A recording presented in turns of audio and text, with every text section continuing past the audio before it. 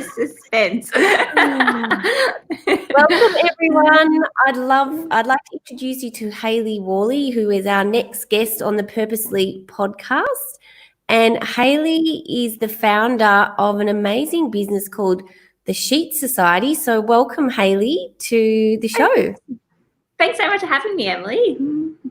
I'm so excited to hear your story and hear all about what you're doing to disrupt the linen industry, because it's quite a big industry. But before we do that, so if you were at a barbecue or if you're allowed to go to a barbecue because you're in Melbourne, and someone said, "Oh, nice to meet you, Hayley. What do you do?" What would you say? I usually just say I make bed sheets, which just is the most random thing ever. And it sounds so unglamorous, I make bed sheets. It's like a commodity thing, and I have to kind of follow on with being like, no, but like cool bed sheets, and like the premise from the brand is you kind of dress your bed like you would dress yourself, so it's kind of like outfitting your bed. So it normally comes with a bit more of an explanation, just so they don't think I'm the boring bed sheet lady. I love it. You're dressing your bed like you're dressing yourself. So it's all about styling it in accordance with your own personality. Yeah, absolutely. Like before we started the brand, like we were, I was in fashion before that, and I guess I was really digging on millennial pink when it came out, like that beautiful dusky pink color. And I just wanted to buy it everywhere. I wanted to buy millennial pink shoes. I wanted to buy the clothes. I wanted everything. And then when it came to, I guess, my bed sheets, I just couldn't find it anywhere. And there was just there was no one like approaching bed sheets in that, I guess, on-trend way. So that's kind of the premise for the brand. Wow, I did not even know that there was a colour called millennial pink. So you've schooled me there. That's super cool. I didn't know that millennials had a colour. Yeah, it's just that pink colour that was huge, I think, like 4 years ago. I like that beautiful dusky grey pink. Ah, nice. Yeah, I do like that pink colour. So let's hear your story. How did you end up where you are today? Because you've got an interesting background. So you started off in fashion. Let's go right back to the start and hear the story of Hayley. Yeah, well, I mean, I've always been in fashion. So I came out of high school and that was my passion and that's what I wanted to do. So it's such a ruthless industry. So you've kind of got to get a foot in the door and kind of work your way up. And it just is an industry that requires a lot of passion and you have to be on the ball all the time. So I loved it. I was in the industry for about 10 years and we were always thinking, what's the next thing? What are these celebrities wearing? How can we adapt that for the Australian market? And I was working for a fast fashion retailer at the time. And I just remember going into work one day and my passion for clothes just wasn't there anymore. And it was right after the Met Gala in the US. And that's usually like such a big moment in the fashion calendar. You're looking at what everyone's wearing. And the girls were talking about what Gigi Hadid was wearing. And I just thought, I couldn't give a shit, actually. And it just hit me like overnight. I was like, this is not my passion anymore. And it's hard to do something that you're not passionate about. And so at that point, I was like, okay, right, I need to pivot in my career and what am I going to do? And I guess working from a small business in the fashion industry and seeing them grow, I had always had that passion for, I guess, starting my own thing. And from there, it kind of sparked, what can I do? I still wanted to be around colours and fabrics and textures. Like that was still my jam. I was still really passionate about that. And then the idea of bed sheets kind of came to me because it meant that I could still use my skills in colours and fabrics and it kind of translate that across into the bedroom. So yeah, kind of conceptualized the business quite quickly. And then I remember telling all my colleagues and they were like, what, you're making bed sheets? That's so random. Like, you've gone from making dresses and high fashion items to what we traditionally thought was quite a boring item, right? You would go into like a department store and you'd pick up like a sheet set that would come in this ugly little block and you didn't really see it until you got home and were able to open it. And it kind of didn't really connect with the fashion element. So from then it was all about, building out the brand on my side and then making sure that My colors were right. I was getting the right product. And I guess what really solidified it was after our first photo shoot, where I could actually have the imagery that I wanted of like the hot guys on the bed and, the unmade, messy bed, but like the beautiful colors that all went together. And I think that was kind of like the aha moment, because it all came out of my head, and it was a fully formed brand then. And, when we launched, friends were like, oh, I kind of didn't understand what you were doing, but now I completely understand. Like, you're making bed sheets, but you're making them a bit cooler. So, yeah, I think from concept to delivery, it was quite a quick turnaround. I think I did it in around 6 months. But, yeah, then the fun started with all the marketing side of things. Amazing. So you're disrupting the traditional kind of market around sheets, because I love linen. I think some people are really into it. It's like stationery. It's kind of like, it's not a fetish, but it's definitely something you become a bit obsessed with. And what you're doing is making it kind of sexy, is what I see. Yeah. I mean, and I guess from a vision side of things, I wanted to merge that feeling of wearing a new outfit for the first time, or wearing like your favorite outfit, like that confidence that you get from putting that outfit on and feeling like, oh, I actually look really good in this. I feel good about myself, with that feeling of getting into a bed that's like clean and warm after a long day at work. So it's kind of like those two feelings merged together is really the premise for the brand.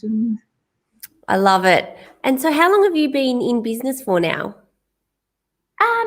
We're in our 4th year. So, yeah, we just clicked over 4th birthday in February this year. So, yeah, not long. And we were just discussing that my office is in Abbotsford on Johnson Street, and I drive past your shop front every single day. And so how has COVID-19 impacted your business? Was it primarily retail based, or is it more online? It's definitely online. Yeah, we've always been an online business, and that will always be our focus. When we were moving out of the space we had before we moved to Johnson Street, it just was luck of the draw that we found this beautiful space that had a retail store. We've got our office upstairs, and we've got a big warehouse at the back. So we didn't really open it thinking that we would make a lot of money through foot traffic, but it's definitely nice having that destination for people who want to come and feel and touch our product, having the store. But it happened at such bad time. I mean, we were working our asses to get the store ready for launch, and literally as soon as we launched, I think 2 days later COVID hit. So I had this big sign on the door that said, like, we're open, come in, take us to bed. And then 2 days later, I'm like, I guess I should take the sign down. Well, it's really interesting, because like, is linen an essential service? Because like Kmart's open, Target's open, so why couldn't you be open? Yeah, totally. And I mean, that's just our retail store. If you look at online, as soon as COVID hit, we saw such a huge spike in sales, because we've got more people spending more time at home and, even working from their bed now. So, we've seen a really big spike in sales due to COVID. So, yeah, we're really lucky that we're in the industry that we're in. It's really interesting, isn't it, what businesses are kind of thriving and what businesses aren't, because I think some people are spending money on certain things but not others. But I mean, I've definitely been doing more online shopping just to, have something exciting in my life and give me something to look forward to when that package arrives. Yeah, totally. I mean, and you're not going out for dinners, you're not catching up with friends. So you've got, that disposable income that you wouldn't usually have. And I think in our case, like a lot of the people who are buying with us are kind of investing into beautiful product for their home. And we're seeing that real shift from, I guess, like fast fashion and kind of like items that, have a high turnover to actually, beautiful natural fabrics and, creating a little bit of a sanctuary in your home. I love it. So where do you source the products from? Like, do you get your own stuff manufactured? Like, talk us through all of that. Yeah, we have manufacturing partners in China. So that's kind of my jam. I've been going back and forth to China for around about the last 10 years. So that was the easy part of starting a business for me. So we run two major programs. We've got a long staple cotton, which is sourced in the north of China. So it's quite similar to an Egyptian cotton, if you've ever heard of that in sheets. But it's a beautiful long strand cotton. So we say thread count's a myth. It doesn't matter what the thread count is. What matters is the type of thread that is in your sheet. So we've got a 400 thread count, which isn't necessarily high, but for the type of cotton that we're using, it's all you need. So it's longer, stronger, more breathable, and that's why you don't need as many. And then we've got a French flax linen. So that's grown in France and then harvested there, and then the raw fibres are shipped over to China. They're, woven over there, and then our products manufactured, and it all comes into us in Australia. There we go. And so do you get to choose what the color palettes that you use and the dyes and things like that? That sounds like that would be so fun. Yeah, it is. It's really fun.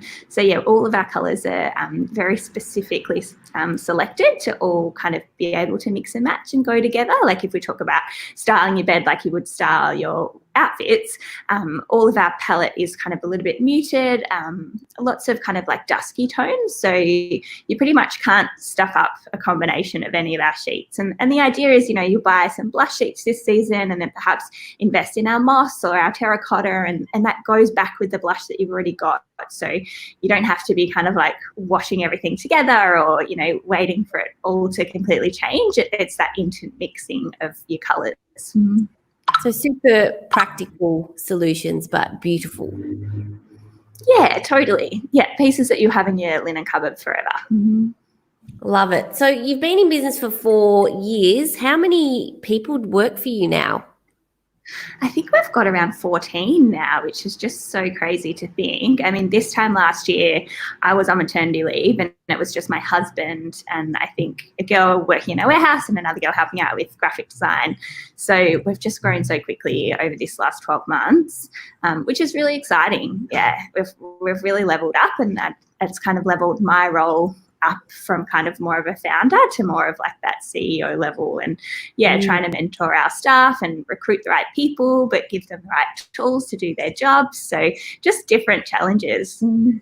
Yeah, and that's a really good point, because being a founder and then being a CEO and having to manage people and be an operations person is sometimes a challenge, because they're a different skill set, because it sounds like your background is quite creative, and sometimes creative people aren't great at operations. I know I'm not. I'm definitely not the operations or process person in my business. So how have you found that transition?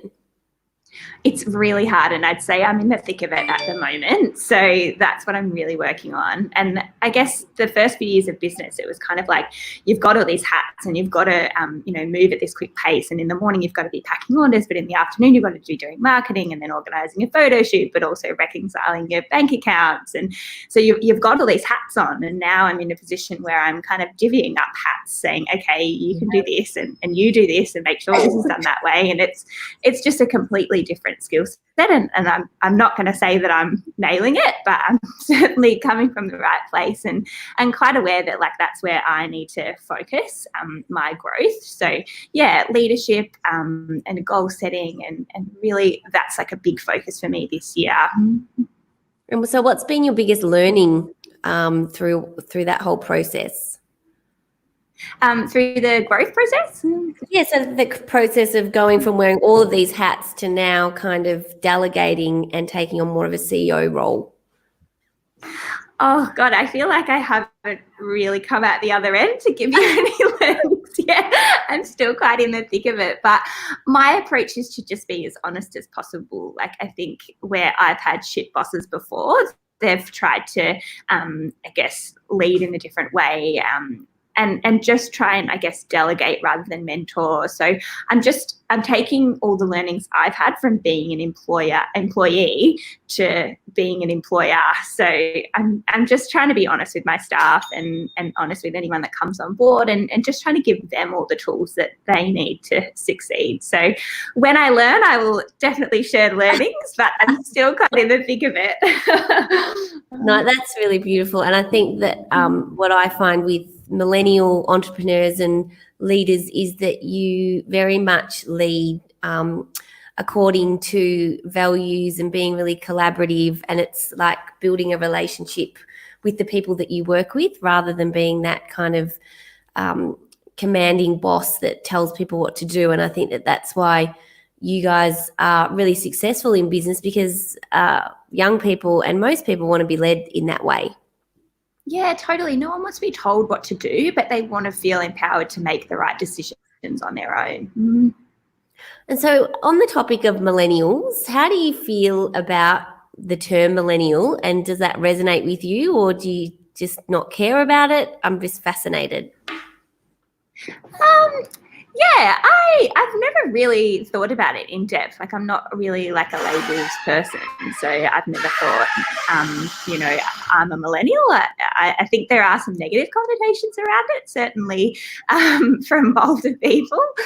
But I think personally, like, the millennial demographic are just go-getters, right? I mean, they're really adaptable, like they want a better life. I think if you look at the way, we're leading our lives to the way my mother and father led theirs, like, there's more of a focus on health and well-being and leveling up and being the best person that you can be across all aspects of your life. And I think that's why millennials would be a lot more, eager to start businesses and to be entrepreneurs, because they're quite, I guess, attached to that idea of just, leveling up their life and being the best version of themselves. Whereas I don't think that my parents had that mentality. They were kind of, from the 70s era, the hippies, they just wanted to have a good time and I guess that side of things. But yeah, I think it's quite an empowering topic. Yeah, I would agree, and I would definitely concur that millennials are go-getters. They're very disruptive in the way that they think, and I think that that's why they're really successful in business, is because they have this really unique mindset that can't really be taught. And I'm actually doing a lot of research into this. So I would be really interested, what would be the 3 traits that you would describe millennials? That's a good question. I would say they're always striving for the best. I think in terms of like eating well, exercising, they just want to be the best version of themselves. I would say another really good trait would be their ability to adapt to different situations. I mean, if you just look at the way technology has evolved even in the last couple of years, it's so important to always be on the forefront of that, and for that just to become really easily into your life and integrate into the way you do things. So I think that's a really great trait. And then, I think they're the key ones. And so in terms of mindset, how do you ensure that you stay focused and healthy? Because being a mum and being a business owner is quite a challenge. How do you juggle all of that? Yeah, this is something I've really focused on after becoming a mum, because I went from being a founder and a startup business owner to, where every day was just go, go, go. And I was working long hours and achieving so much and just having a lot of traction and a lot of success, to having a newborn where it's a completely different lifestyle. I would get to the end of the day and still be in my pajamas, and my husband would get home and I'd be like, I haven't achieved anything today. Yeah. And so I think that idea of success and what that means to you, it really caused me to think about that and how I keep myself motivated. And that made me realize that I am, and I'm very much an overachiever, and how I feel fulfilled and on the right track is by ticking things off, and not just physically, but like feeling like I've achieved things. And I think that's really important. If I think about the growth of my business, I would say that it's just that traction of, having small wins that kept me focused. Like, small little steps make really big giant leaps when you add them all up. So I guess for me personally, it's about achieving little things every day and knowing that, okay, I didn't tick off a huge thing, but I'm feeling more fulfilled because I'm on the way. Yeah, that's really good advice. I think it's really, really important. So, have you found it difficult to go back to work and juggle motherhood and business ownership? How have you managed that juggle? Because I know it's not easy to juggle both of those things. How have you found that? I have really enjoyed it. I am not one to kind of, I don't want to just be one or the other. I don't want to just be a mother, and I don't just want to be a business owner. So for me, it's really filled my cup a lot more, having both versions of myself that I can tap in and tap out. So as much as it is hard and it is a juggle, I would say the successes that I'm having at work make me feel more fulfilled as a mother at home. And when I get home to my son and I've had a shit day, his smile really makes it okay. So for me, it's a lot, but they feed off each other in a way. And I'm finding it really nice to feel like I can have both things. Like, I feel so lucky that I can still have a career and still be achieving everything at work, but then also still have this little human that I'm keeping alive. So yeah, I just feel really lucky. And as much as it's a juggle, I wouldn't have it any other way. And do you think that if you were still working in your previous job in fashion, that you would be able to have that balance? Or do you think that you've got more balance now because it's on kind of your terms? Yeah, I think that's exactly it. I feel happy at work knowing that if I did need to step out, I could, and I wouldn't need to really answer to anyone. And I think that's that flexibility that makes me feel comfortable in where I am at the moment. And I feel really lucky and grateful to have that. But definitely getting to this stage in my life where I can have that has been really like one of the big goals that's been pushing me along to grow the business. And it sounds so stupid saying that I started a business so I could have a kid, because I mean, it's just adding more to your plate. And never did I think in 4 years we'd have 15 staff looking to hire more. So I feel lucky that I'm in that position, but I certainly have worked my ass off for it too. Yeah, congratulations. It's very exciting to see your growth. So you've grown 300% in a very short period of time. Is that right? Yeah, that's right. And I mean, even more so over COVID. So I guess we're at a stage at the moment where it's a bit of a tipping point with our growth. So with our warehouse at the moment, we physically can't grow anymore.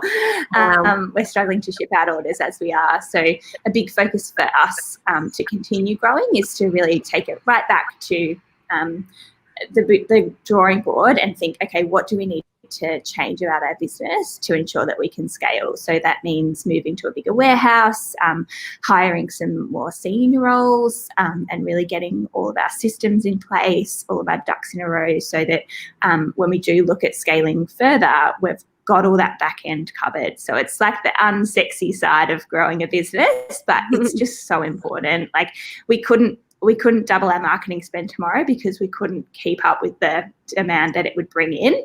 So it's so important that we get those new foundations in place. So we can kick ass. It's a good problem to have. Yeah, I feel so lucky. So looking back, it sounds like you've had some pretty good advice and maybe some mentors along the way. What's the best piece of advice that someone's given you in relation to business?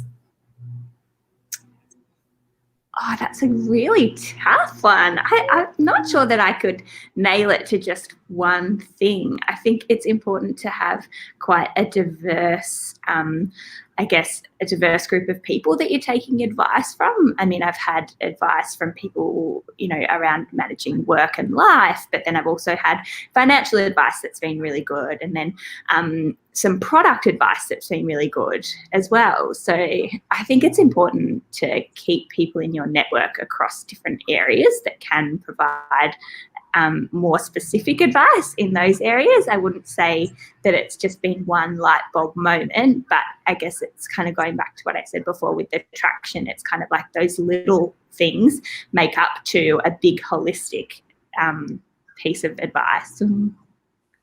Yeah, got it. So are you reading any books or anything at the moment that are inspiring you that you could share with our listeners? Because the whole purpose of this podcast is to help people kind of level up in all aspects of their life. And you might not be reading it now, but just something that's really stuck with you. Yeah, I'm actually not in the right frame of mind to be reading like full-on learning books at the moment. I'm really struggling with lockdown and kind of juggling all of that. So I'm reading more fluffy novels and just trying to satisfy like that happiness side of me rather than that learning side. But certainly one of my favourite books is called The Monk Who Sold His Ferrari. And that's about kind of like living your life and living your life with purpose. So I really love that one. There's a book. Yes, I love him. Yeah. I haven't read that one, but I've read his other book, The 5 a.m. Club. I don't know if you've read that one. I haven't read that one, but he's got a great podcast too called Mastery Sessions, and they're just like, a few minutes long, and they're just really motivating and really beautiful. So I love him. And then I've said Traction before. There's a book called Traction that I read early on, and that was really helpful to put me in the right mindset to just keep going and keep growing. And then I was recently recommended a book called The Hard Thing About Hard Things, which is the next one on my list. Cool, that sounds interesting. So what's next for the Sheet Society? Where do you want to be in like 5 years' time?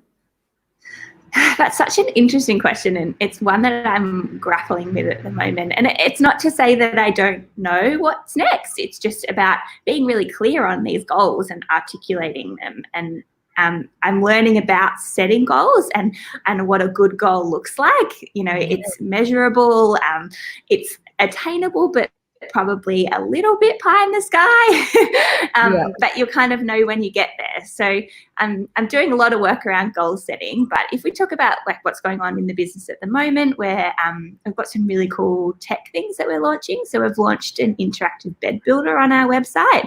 So it's a 3D render of a bed, and you can add in different colours, like a different colour fitted, a different colour flat. You can put 4 pillows in, throw on some euros and a different quilt cover. So it's just that configurator idea that we've implemented that people are really loving. That goes back to our brand messaging too, that mix and match, create your own style through your bedding. So customers are really loving having a play around with that. And then this week we're actually launching that into augmented reality. So you'll be able to build your bed, click a button that says View in AR, and scan your bed in your room, and it will project out the sheets that you've designed on top of your bed. So you'll be able to see it next to your bedside table if you've got any artwork in your room, so you can see it before you buy it, which is so friggin' exciting. Wow. I'm just blown away. Is anyone else doing that? Is that something that you've created yourself? Yeah, no one in the world is doing that. So we were first to market with this. So credit to my amazing team. We kind of just had this idea that we could just see if we could do it, and I put it out to my network, and I met a wonderful team that are actually based in Melbourne that do augmented reality design, and we've been working quite closely with them and our developers, and it's just so cool. I just didn't even think that we'd get to this stage, and it's launching this week. I'm like, wow, we've really leveled up. That is so freaking cool. I love it. I love anything that is like really creative and pushing boundaries, which I think that your brand is definitely doing. So well done, and congratulations on what you've built in a very short period of time. So everyone will be wondering where they can find you and how they can get some of these amazing bed sheets and do this augmented reality thing. So if people want to check it out, where's the best place to look?